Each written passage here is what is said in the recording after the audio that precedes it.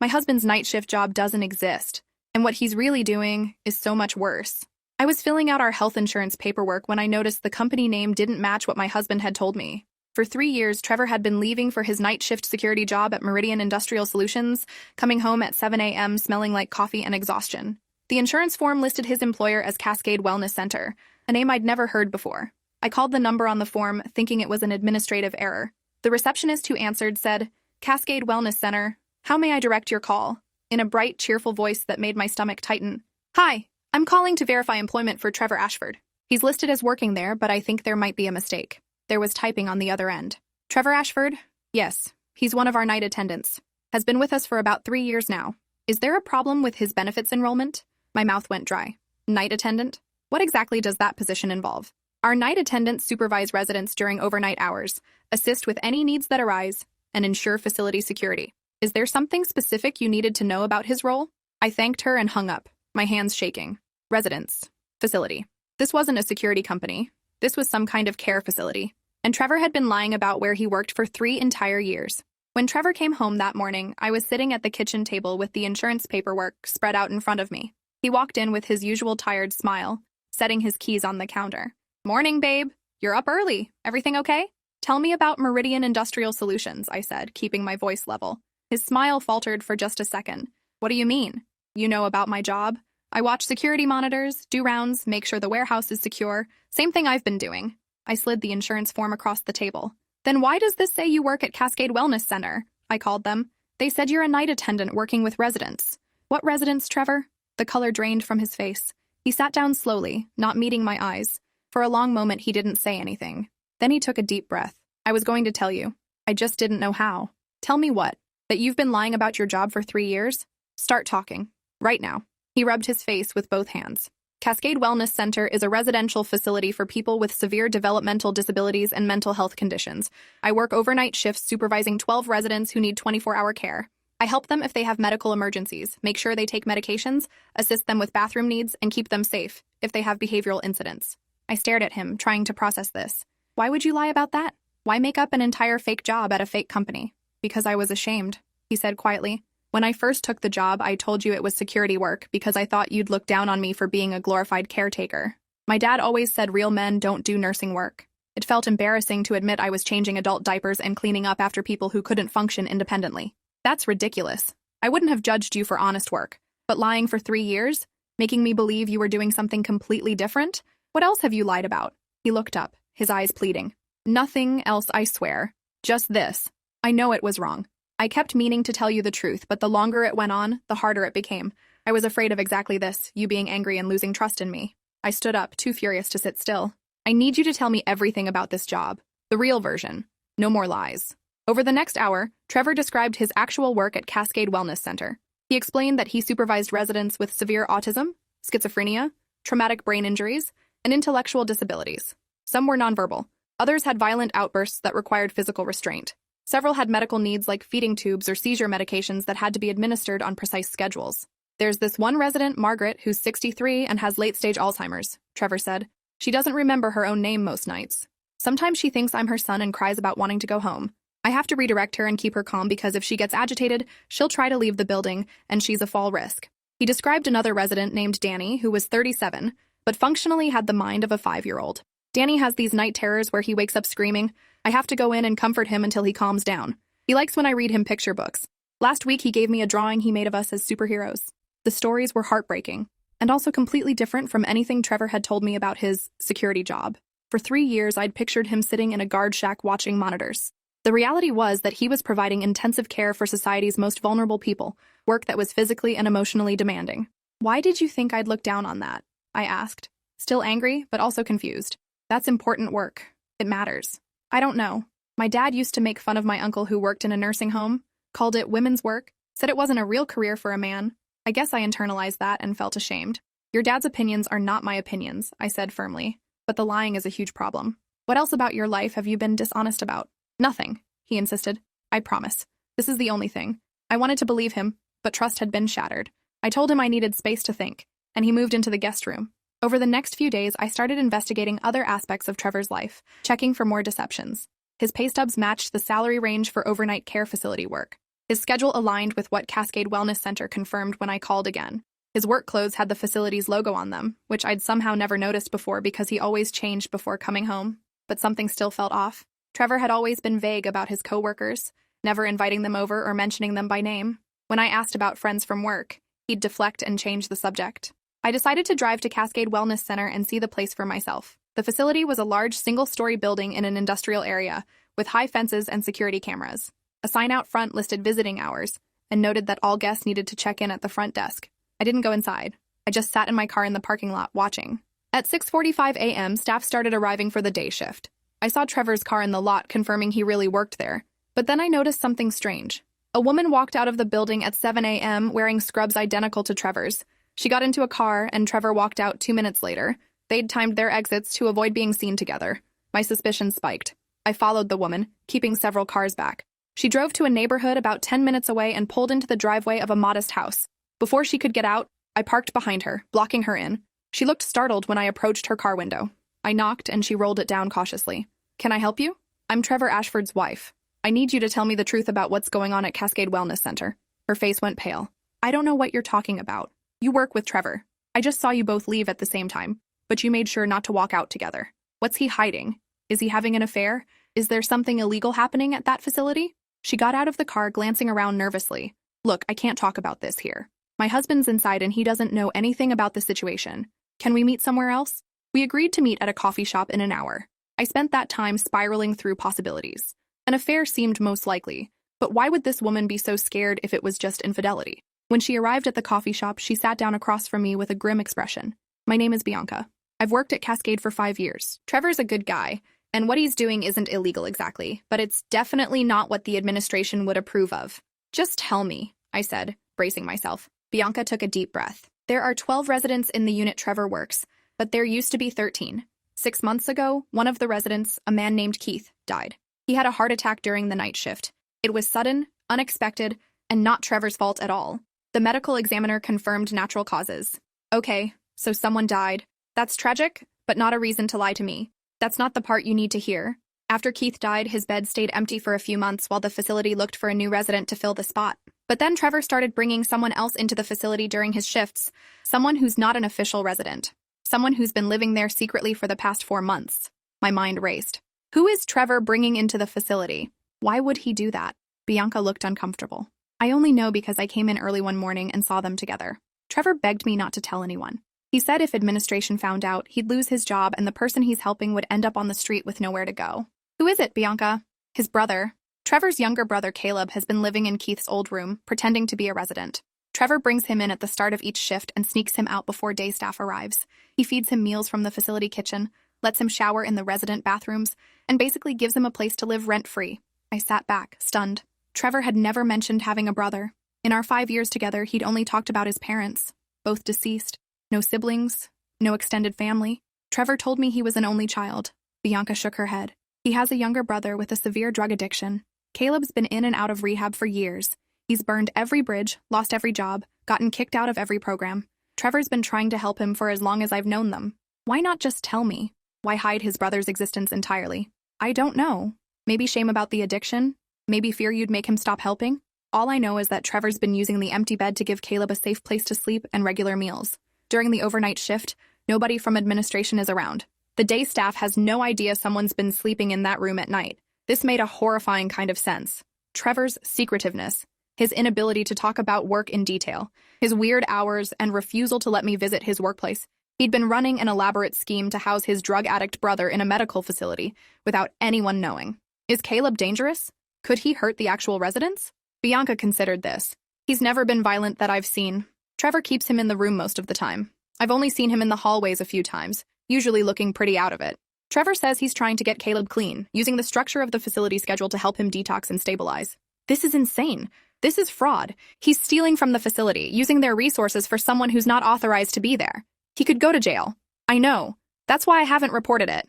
I feel bad for both of them, honestly. Trevor's just trying to save his brother's life, and Caleb seems genuinely grateful for the help. But you're right that it's not sustainable. Eventually, someone will notice. I drove home in a daze, trying to figure out how to confront Trevor about this. He'd lied about his job. He'd hidden the existence of his brother. He'd been committing what amounted to theft and fraud for 4 months. When he woke up that afternoon, I was waiting. Bianca told me about Caleb, I said without preamble. Trevor's face went through several emotions quickly. Shock, fear, resignation. How did you find Bianca?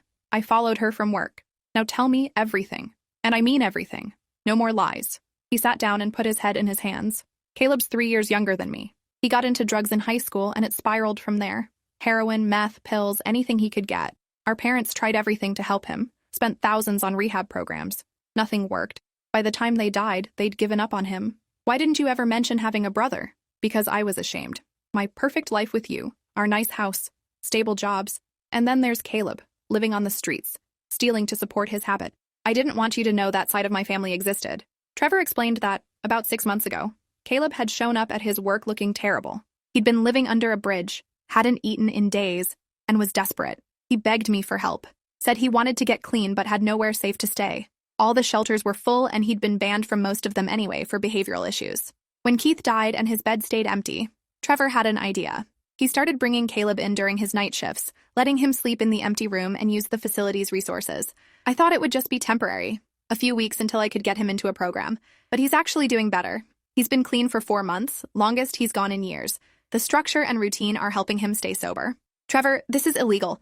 You're stealing from your employer, using their food, utilities, and space for someone who shouldn't be there. You could lose your job and face criminal charges. I know, but what was I supposed to do? Let him die on the streets? He's my brother, the only family I have left. His voice broke.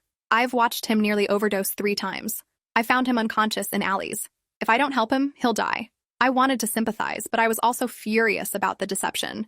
You should have told me. We could have figured out something together. Instead, you lied about your job, hid your brother's existence, and committed fraud. What happens when someone at the facility figures it out? Trevor looked defeated. I don't know. I've been trying to get Caleb into a sober living facility, but there's a waiting list. I thought I could buy him a few more months until a spot opened up. Every day he stays clean is a day he's not dying. I spent the next week researching addiction resources and sober living facilities. Trevor was right that waitlists were long and expensive. Most programs cost thousands of dollars per month, money we didn't have. But I also contacted a social worker who specialized in addiction cases, explaining the situation without revealing where Caleb was currently staying. She gave me a list of low-cost and free resources, including a pilot program for people trying to transition off the streets.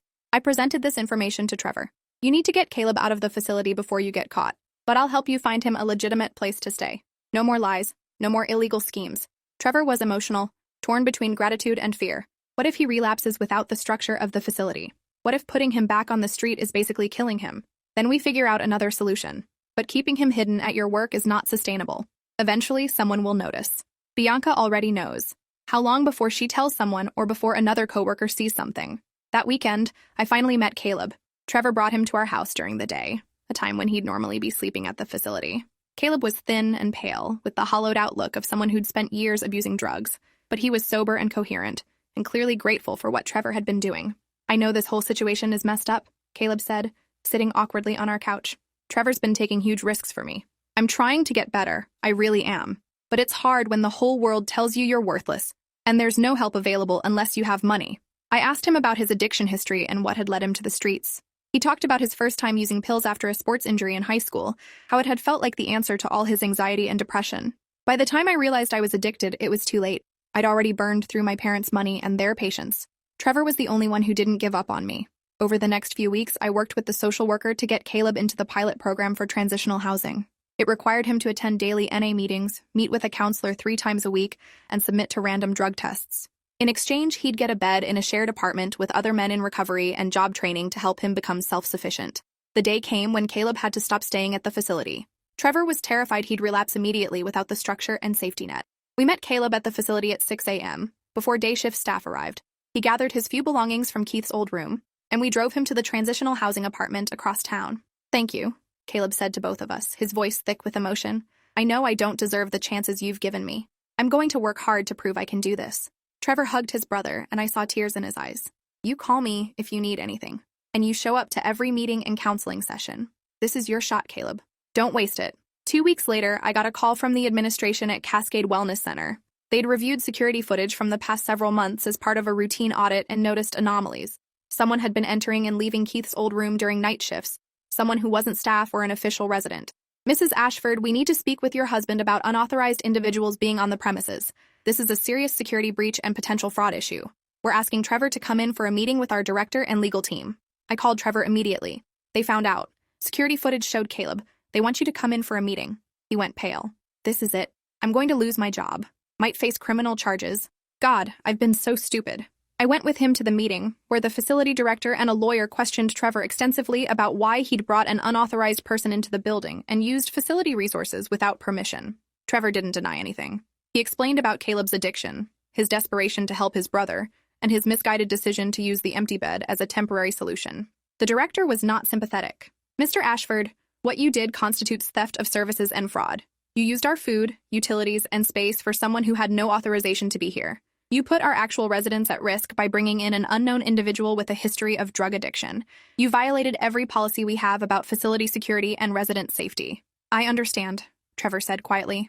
I'll accept whatever consequences you decide. I just want you to know that Caleb never hurt anyone or caused any problems. He stayed in that room and kept to himself. I made sure the actual residents were always my first priority. The lawyer spoke up. We could pursue criminal charges, theft, fraud, trespassing. You'd likely face jail time and a permanent criminal record. You'd never work in healthcare or any similar field again. Trevor nodded, accepting this. But then the director surprised us. However, we're also aware that you've been an exemplary employee for 3 years. Your performance reviews are excellent. The residents' families speak highly of you. You've never had a single incident or complaint. And frankly, what you did came from a place of compassion, even if it was misguided and illegal. She paused. We're willing to offer a deal. You resign immediately and agree never to seek employment with any of our affiliated facilities. In exchange, we won't pursue criminal charges. You'll leave with a neutral reference that confirms your dates of employment without elaborating on the circumstances of your resignation. It was more mercy than Trevor deserved, and we both knew it. He agreed immediately, signing resignation paperwork that same day. His 3-year career at Cascade Wellness Center ended because of his choice to help his brother through fraud rather than finding legal solutions. Losing his job meant losing our health insurance and a significant portion of our household income. Trevor had to find new work quickly, but his employment options were limited without being able to use his most recent job as a real reference. He ended up taking a position at a warehouse doing overnight inventory checks, actual security-type work with terrible pay and no benefits. Money got tight. We had to cut back on everything, dipping into savings to cover basic bills. I picked up extra freelance work to supplement our income. The stress put a massive strain on our marriage, with resentment building on both sides. I'm trying to forgive you, I told Trevor one night when we were arguing about money again. But you made choices that affected both of us without including me in the decision. You lied for 3 years about your job, hid your brother's existence, committed fraud, and lost your career. How am I supposed to trust you now? I know I messed up, he said, exhausted. I was trying to save Caleb's life and I made terrible decisions about how to do it, but he's still alive and sober because of what I did. Doesn't that count for something? It counts for something. But it doesn't erase the lies or the consequences we're both dealing with now. We started marriage counseling, working through the betrayal and rebuilding trust. The therapist helped Trevor understand why he'd felt compelled to lie, rather than being honest about his shame and his struggling brother. She helped me work through my anger and figure out how to forgive without forgetting. Meanwhile, Caleb was doing well in the transitional housing program. He attended his NA meetings religiously, passed all his drug tests, and got a part-time job at a grocery store. Trevor visited him twice a week, and I went along sometimes to see his progress.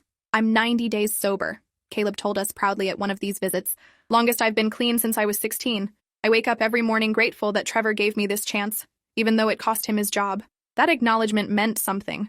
Caleb understood the sacrifice Trevor had made and was working hard not to waste it. 6 months after Trevor lost his job at Cascade, he found better work as a night supervisor at a distribution center. The pay was close to what he'd been making before, and they offered health insurance after 90 days.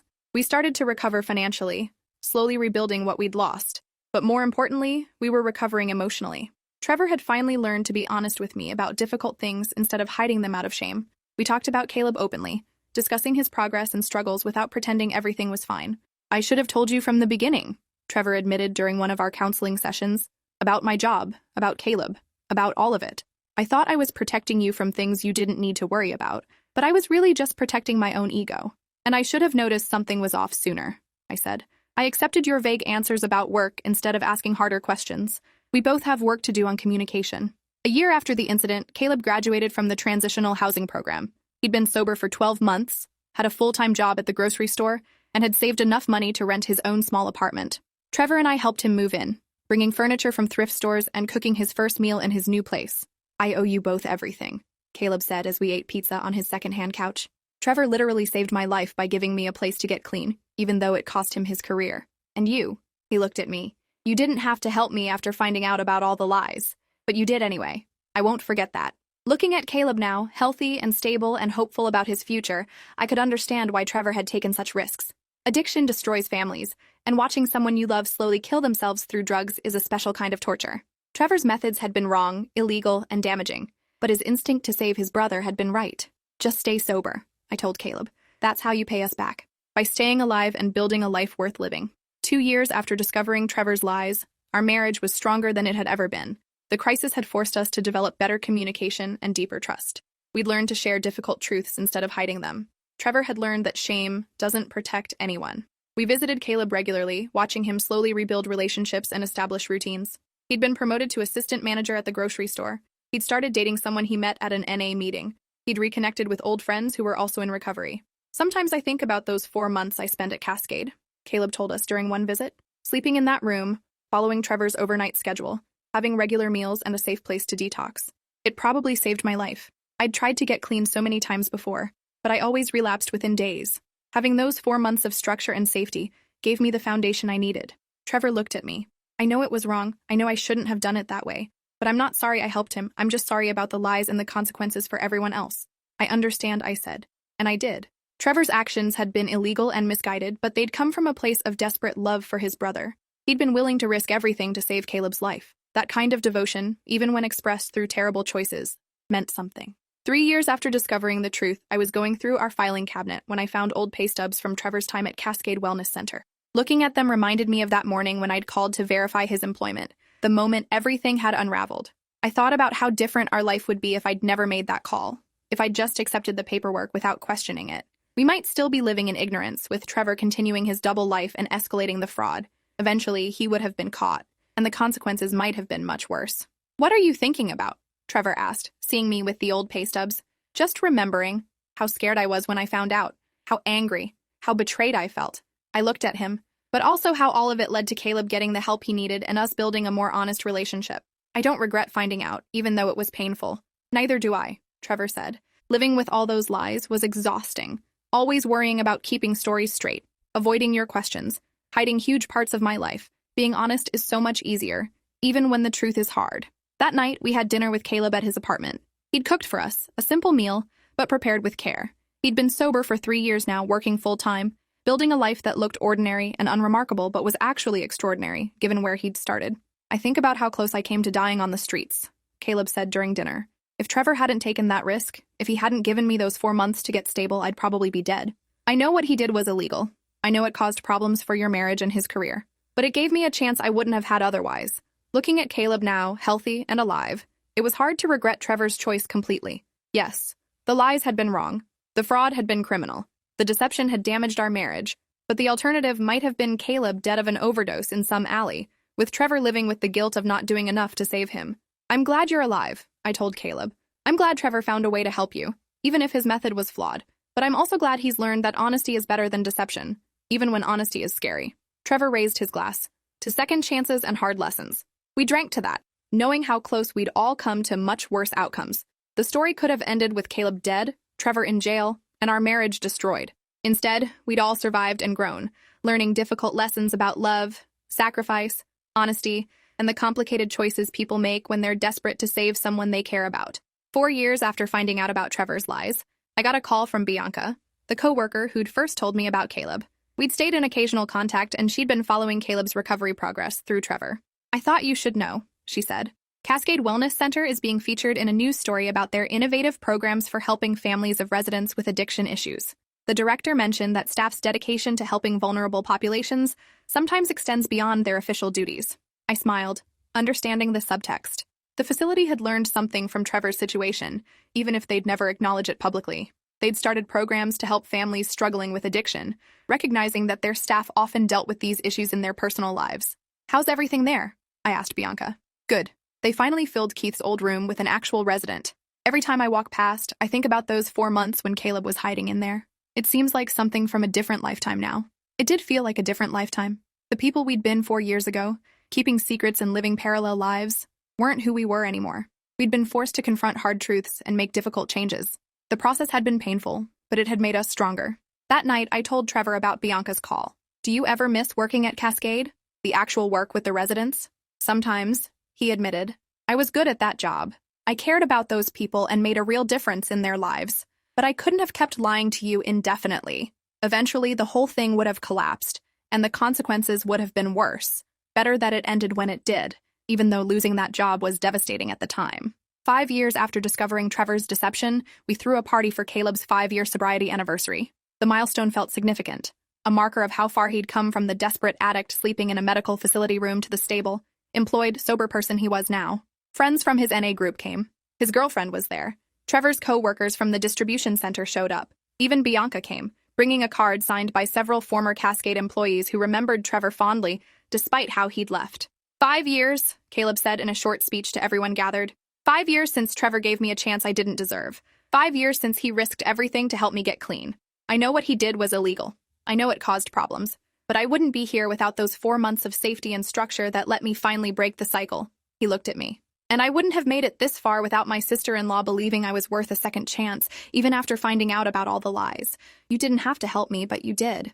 That meant everything. I realized that Caleb was my family now. Not just Trevor's brother, but someone I'd invested in and cared about. His sobriety was something we'd all fought for together, in our different ways. His survival and success felt like a shared victory. Looking back on everything that had happened, from that first confusing phone call to Cascade Wellness Center, to this moment celebrating 5 years of sobriety, I could see how our family had been forged through crisis.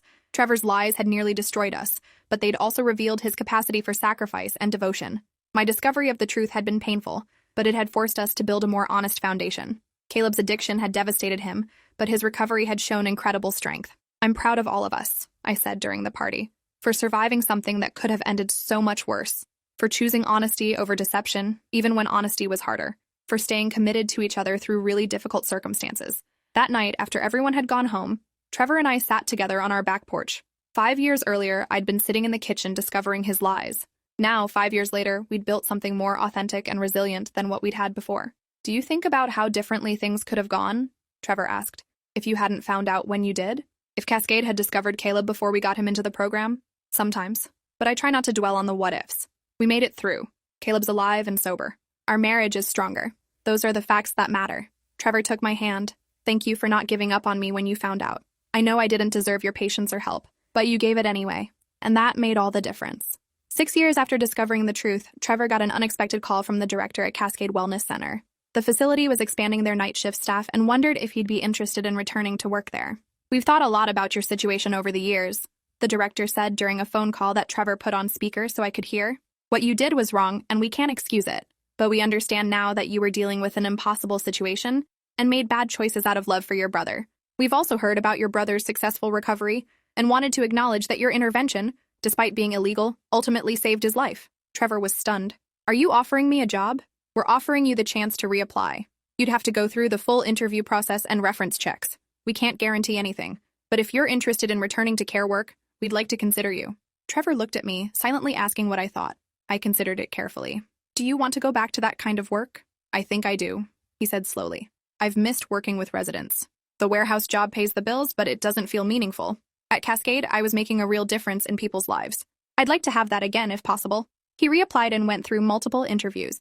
They checked his references from before the incident, contacted his current warehouse employer, and had him complete new background checks. 3 months later, they offered him a position on the night shift, not in the same unit where he'd worked before, but in a different building with different residents. We're giving you a second chance, the director said when she made the offer. Don't make us regret it. And if you ever face a situation where you're tempted to bend rules to help someone, come talk to us first. We have resources and programs that might be able to help, legitimately. You don't have to break the law. Trevor accepted gratefully and started his new position the following month. Coming home from his first shift back, he looked more energized than I'd seen in years. There's this resident named Patricia, he told me. She's 81 and has advanced dementia. Tonight, she kept asking me to help her find her mother. I sat with her and looked at old photo albums until she calmed down. It felt good to be doing that kind of work again. 7 years after discovering Trevor's lies about his job, our life had found a new equilibrium. Trevor was back in care work, doing a job he loved and excelled at. Caleb was 7 years sober, had gotten married, and was managing the grocery store where he'd started as a stockroom clerk. Our marriage had weathered the storm and emerged stronger. Sometimes people asked how we'd moved past Trevor's deception. The answer was complicated. We'd moved past it through honesty, therapy, hard work, and time. through choosing to forgive without forgetting, through understanding that people make terrible choices when they're desperate, but those choices don't have to define them forever. I think about that insurance form sometimes, I told Trevor one evening. If I hadn't needed to fill it out, if I hadn't called to verify your employment, we might still be living in that web of lies. Or it might have exploded in some worse way years later. I think about it too, Trevor said. Part of me wishes you'd never found out, that I could have kept the secret forever. But most of me is grateful you did. Living with all those lies was slowly destroying me. Getting caught forced me to face things I'd been avoiding for years. 8 years after the initial discovery, Caleb and his wife announced they were expecting their first child. The news felt significant. A new generation being born into a family that had been through so much. I never thought I'd live long enough to be a father, Caleb said when he told us. When I was using, I couldn't imagine a future at all. Now I'm going to have a son. It's overwhelming. We threw them a baby shower, inviting friends from their NA meetings and family members who'd reconnected with Caleb over the years. Trevor gave a speech about second chances and redemption, about how the nephew they were about to meet wouldn't exist without the choices they'd all made 8 years ago. Looking around the room at everyone celebrating, I thought about the complicated journey that had brought us here. Trevor's lies, my discovery, Caleb's addiction and recovery, the lost job and the found purpose, the broken trust and the rebuilt marriage.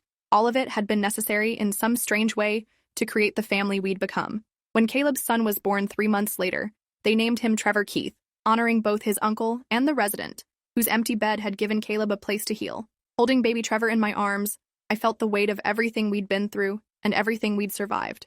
He's perfect, I said, looking at Caleb and Trevor standing together. He's proof that good things can come from terrible situations, that people can change and grow. That family is worth fighting for, even when the fight is messy and complicated. Trevor put his arm around me. Thank you for fighting for us. For not giving up when you found out about everything. For helping Caleb when you didn't have to. For rebuilding trust with me even though I'd shattered it. None of this would exist without you choosing to stay. 9 years after discovering Trevor's night shift job didn't exist, I could finally look back on the entire experience with something approaching peace. The lies had hurt. The betrayal had been devastating. The consequences had been severe. But we'd survived. More than survived, we'd grown. We'd learned that honesty, even when terrifying, is better than deception. That love sometimes means taking enormous risks. That families are messy and complicated but worth the effort.